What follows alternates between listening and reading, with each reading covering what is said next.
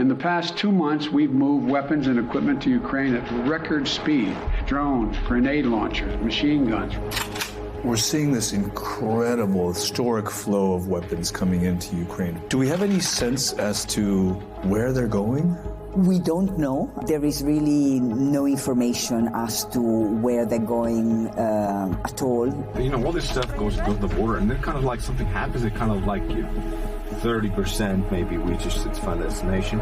30%? Are you concerned about weapons getting in the wrong hands?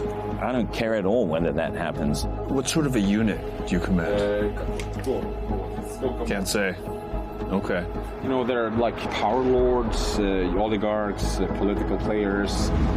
One of the biggest targets are convoys like this transporting weapons.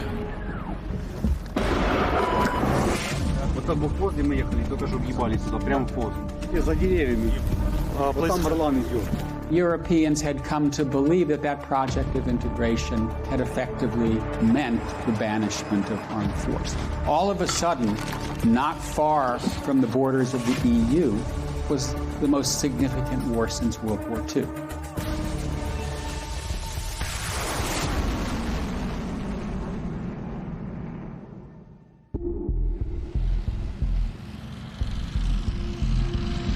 So this is a NATO exercise happening in Lithuania, which is effectively the eastern flank of the entire alliance, effectively the front line. And exercises like this have been happening for quite some time, but have taken on much greater urgency. Outside the borders of Ukraine, NATO countries are on alert as they strike a fragile balance between providing support to Ukraine and preventing a full-scale war between Russia and NATO. My intent for today is twofold. First, to see the successful integration of the German reinforcement troops we sent in March, based on the, of course, war in Ukraine. For me, it's absolutely clear Germany will remain committed, not only in the EFP business, but also in NATO. It admittedly feels like a little bit of a dog and pony show, almost like an open house or a showcase of all the weapons that are being purchased and sent into Ukraine. I think that we're arguably at the most dangerous point since the Cuban Missile Crisis. NATO is not directly at war with Russia, but a nuclear-armed Russia is at war with a NATO-armed Ukraine. And it's conceivable that that war could widen. We don't know. But this is a hot war, not a cold war. And that's why it makes it so dangerous. Ukraine and Russia have been at war since 2014, when Russia occupied Crimea, and Russia-backed separatists occupied the Donbas region of Ukraine. But the full-blown invasion in 2022 and the images of Russian tanks en route to the nation's capital of Kyiv shook the West to its core and galvanized the U.S. and Europe to ship an unprecedented level of military aid to Ukraine.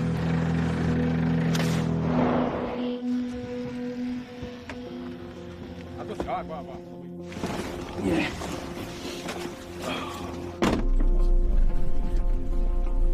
So how long have you been moving supplies into country? Since summer 2014. This whole thing, if you do it like according to the book, it takes 4 or 5 days. And I mean, we don't have that time, right? And yeah, we go now. Welcome to Ukraine. Yeah. Jonas Ullman and his team work for the non-governmental organization Blue Yellow. While weapons are pouring in, frontline fighters also need supplies like body armor, helmets, and other tactical gear. NGOs like Blue Yellow help fill that gap. We're just a few feet from the border. As soon as we came into the country, the convoy is starting a series of drop-offs. This moment, there's a huge lack of body armor. We're handing out like maybe 20, 30, 50. They will just distribute it in their networks. Different units. Yeah. Frontline soldiers don't have body armor? Yeah. Sure. For a country trying to defend itself against a much better funded and equipped aggressor, crews like Jonas's have become vital to navigating the tangle of supply lines to reach the patchwork of what are sometimes improvised military units. You as an NGO, you have to toe the line very carefully. You can only move non-lethal aid. Yes. We are cooperating with units who rely to some extent on official support, and they get weapons, etc. But they also rely on us for other things: cars, drones, optics, etc., etc. The Russians in some ways see this as a war with the West. Ukraine is a proxy for the West, but at the same time, the Russians have been as careful as NATO in not widening the war. They have not chosen to strike against arms depots in Poland, through which arms are flowing into Ukraine. And that is not surprising in the nuclear era, because everybody knows that if you have a military conflict between two sides, both of which have nuclear weapons, you never know where the war is going to go. Jonas, can you help us with 10 night vision devices for a frontline combat unit defending Kharkiv? Go there and see what we can do. One of the many challenges to getting logistics to the front line are the many roadblocks, damaged bridges, collapsed bridges, and having to go off-road and sort of improvise your way through the country.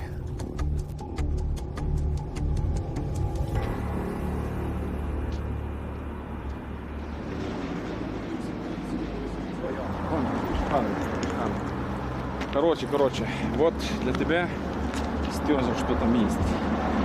This woman, who asked that her name be withheld, is part of a network of civilian volunteers who are aiding in the war effort and act as links between groups like Jonas's and local soldiers. Коллиматоры есть. Да, коллиматоры давай. А планок Пикатини нету?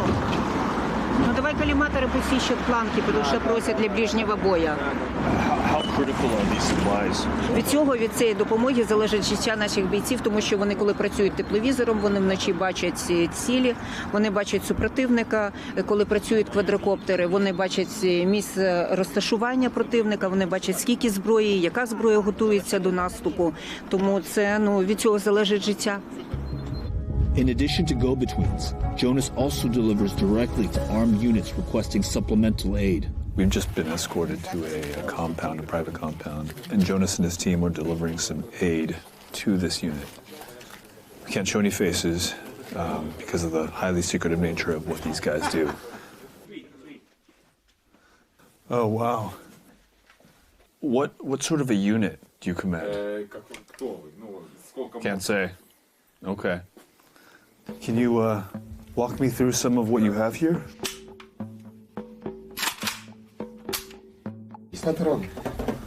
And then what do you have over here? Это танковый боезапас.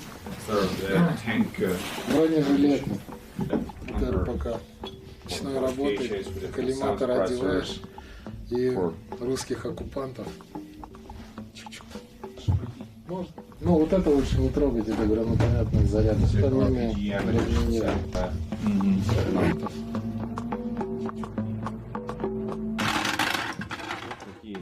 You're having to rely on groups like Jonas's to get some of the non-lethal aid? Есть форма, есть автомат, есть пушки, снаряды и так далее. Но, допустим, есть автомат. Вот к нему нужен коллиматор, прицел, к нему нужен лазерный целеуказатель. Это все блеял. In a war where essentially all able-bodied Ukrainian men under 60 join the fight, weapons and supplies are making their way to almost anyone willing and able to use them. This is a war that has tapped into a lot of emotions. And that's why you have Americans, Europeans, others who are joining the fight. Many of them are ex-military. And so you have to show a certain amount of respect for those people who are volunteering, they're putting their lives at risk to help Ukraine defend its own freedom and sovereignty. Is there a downside to this? Yes, because once you get these paramilitary units, it's a more dangerous world where governments don't have control of what's happening on the battlefield.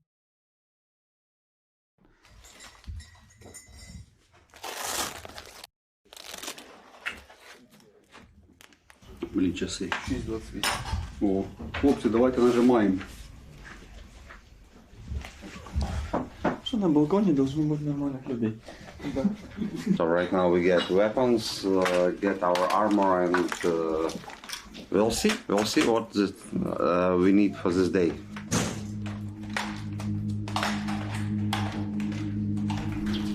This commander, known as the Greek, and his unit of former civilian and paramilitary fighters will escort Jonas and his crew to the front line. His unit has the firepower to defend the convoy should they encounter ground forces. Работает нормально. Да, все работает, да. Я знаю. Все працює, все відробляю. Да. Нищить москалів. Before the convoy gets underway, they rendezvous with another crew to combine supplies headed to the front line. As we follow supply lines, both non-lethal aid and lethal aid, they kind of converge here very, very close to the front. You know, this unit gets most of its non-lethal aid from Jonas and his team, and what we're seeing is all this non-lethal aid sitting right atop some of the most effective weapons of this war. Це наше озброєння, яке прийшло з заходу. Це те, що передали джавеліни.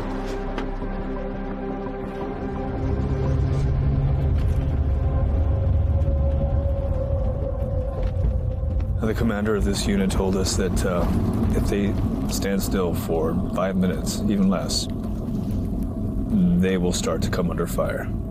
They've got to keep moving at all times, and one of the biggest targets are convoys like this transporting weapons. Yo, straight ahead. What did you say? I said straight ahead. Це на англійському, що я в Америку з тобою їду. Свободно. These are our checkpoints now, like every half kilometer to a kilometer.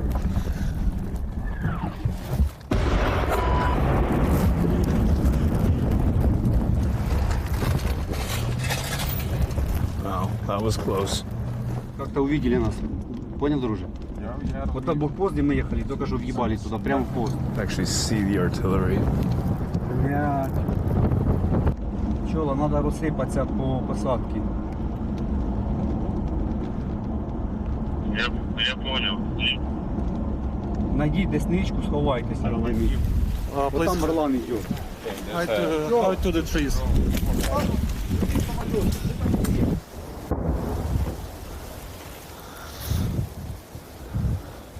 Hearing a lot of incoming and outgoing shelling. Drones overhead. This isn't much cover, but it's kind of all we got here. Тільки що ми їхали, в небі був Орлан. Вони побачили точку, де ми знаходимося, побачили перехрестя, де зупиняються. І туди відпрацювали артилерію. Слава Богу, що не попали. Ми проїхали далі, остальна наша група поїхала вперед, і там їх теж обстріляли. Вони вернулись назад, їх опять обстріляли, вони пробили колесо. Зараз він висить, ми його зараз не бачимо. Шум, його не чути. Нам треба такі прибори, які показують, де летить БПЛА. Unable to move any further and out of sight of Russian drones, both the Greek and Jonas pull back without delivering their supplies. We had been traveling in a convoy of 4 earlier when we encountered the shelling. We have to assume that the Russian drones had eyes on all 4. So we're not traveling in 4s anymore until we are well out of range.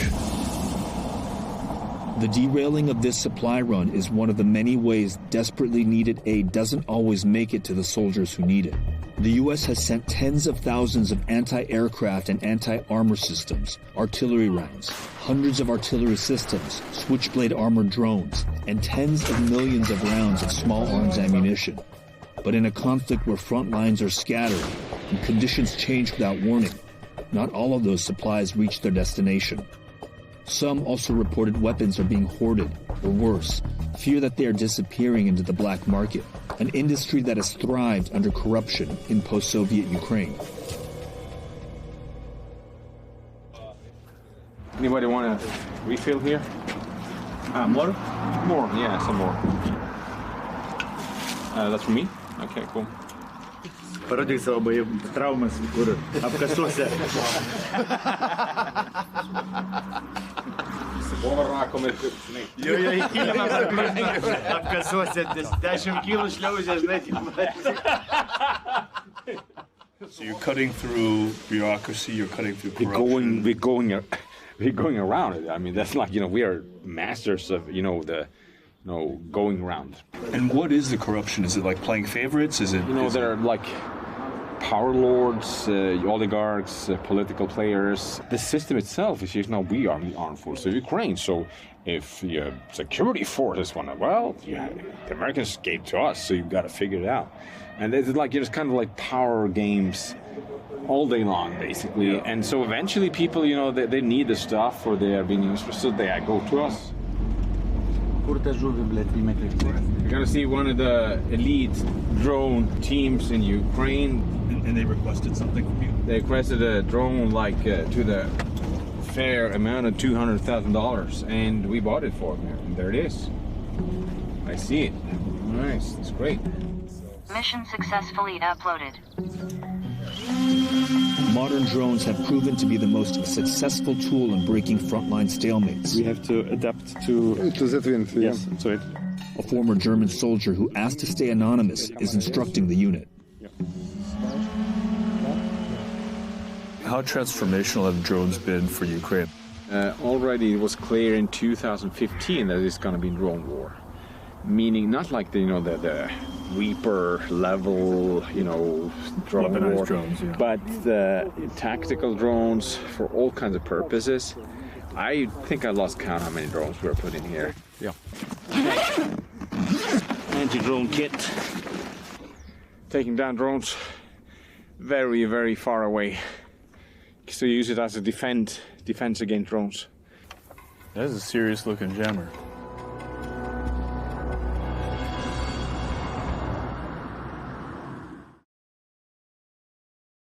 If you provide supplies or logistics pipeline, you've got to be there's got to be some organization to it, right? The surprise isn't that, all this stuff isn't getting there. The surprise is that people actually expected it to. We're here in the evacuation. Andy Milburn is a U.S. Marine veteran. Unsatisfied with what he felt was a too hands-off approach from the U.S., he made his way to Kyiv after the invasion to train frontline soldiers. I can tell you, unarguably, that on the frontline units, these things are not getting there, all right? Drones, switchblades, IFACs, they're not, all right? Body armor, helmets, you name it. Is it safe to characterize this as a little bit of a black hole? I suppose if you don't have visibility of where this stuff is going, and if you're asking that question, then it would appear that it's a black hole, yeah. Are you concerned about weapons getting into the wrong hands? I don't care at all whether that happens. Of course it's going to happen. It happens in any... I mean, if you don't have guys here supervising the pipeline, but that's not my biggest concern. My biggest concern right now is that the guys who need to kill Russians with those weapons get those weapons. We're seeing this incredible, historic flow of weapons coming into Ukraine from the West, from the U.S. and NATO countries. Do we have any sense as to where they're going? We don't know. There is really no information as to where they're going at all. What is more worrying is that at least some of the countries that are sending weapons do not seem to think that it is their responsibility to put in place a very robust oversight mechanism to ensure that they know how they're being used today, but also how they might and will be used tomorrow. Is it appropriate for us to be asking these questions in a state of emergency? You have a country that has been invaded by a larger neighboring force. Whatever it takes to survive seems to be the name of the game. It's not just that it is appropriate to ask this question, it is absolutely necessary to ask these questions, because if we look back, we have so many different examples in Afghanistan and Libya, Iraq, and the situations where weapons that are meant for one purpose at a particular time end up going elsewhere, being used for other purposes. When ISIS took over Mosul in 2014, they came into possession of large amounts of new sophisticated weapons that U.S. forces had left for the Iraqi forces. But, Iraqi forces lost control of the city, ran away, and all that fell into the hands of ISIS. During a Department of Defense briefing in July 2022, a senior military official said that the U.S. is not tracking weapons, but are confident military aid is being used to combat Russian forces. And on July 19th, it was reported that Ukraine created a temporary special commission to track the flow of weapons into the country. I would call it incoherent policy, all right? If the United States policy is to support Ukraine in the defense of its country against the Russian Federation, you can't go halfway with that. You see what I'm saying? You can't create artificial lines, and I would challenge anyone to say otherwise. We're either in or we're not.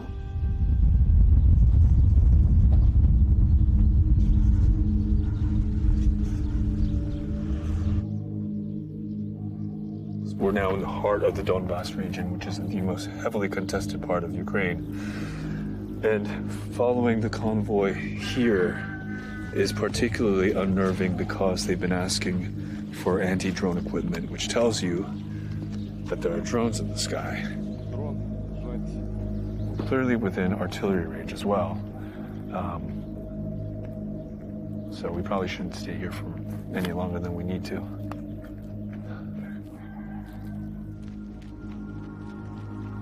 We are in the middle of nowhere. This is just Donbass. Who the does such a thing? It's just, it makes no sense whatsoever. One of the big questions moving forward is, will there be a long... One of the big questions moving forward is, will there be a long-running Ukrainian insurgency in areas held by the Russians? And I think the answer to that is probably yes.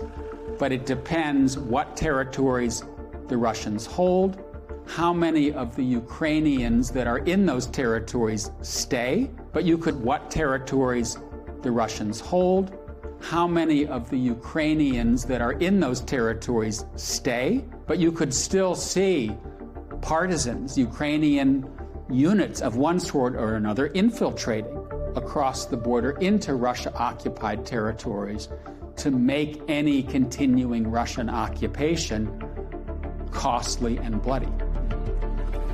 As we fuel Ukraine with so much of this, isn't there a danger that we're just creating the next insurgency, the next failed state? That's one of the reasons we have to win the war. I mean, if we lose the war, if we have this kind of gray zone, semi-failed state scenario or something like that, that's why we got to win. If you do this, you funnel lots of lethal resource into place and you lose. Then you will have to face the consequences.